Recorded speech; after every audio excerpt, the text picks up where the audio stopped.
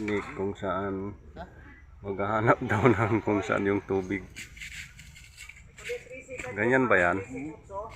Tinuro ng bayabas. Ano?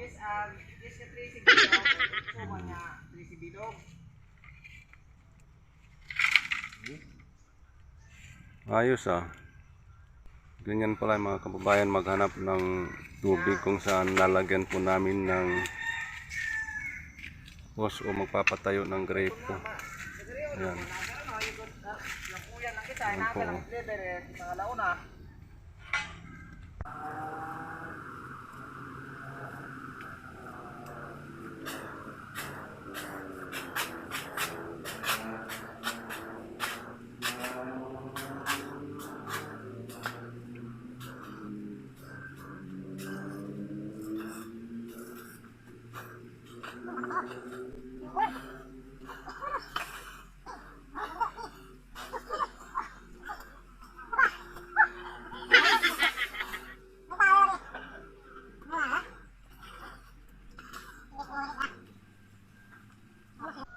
Kunti na lang mga kababayan, maubos na namin yung 20 feet? 20 feet.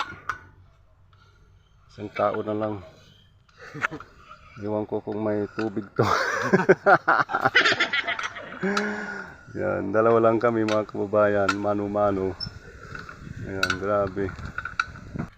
Talagang lahat ng kinain mo talagang lalabas. Grabe.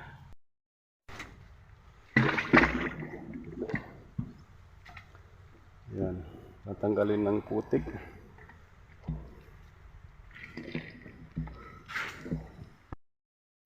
Ito na lang mga kababayan yung 20p. Ubus na. Ano? Wala pang lumalabas na buhangin. Ibig sabihin, malalim pa. Ayan. Grabe. For the first time.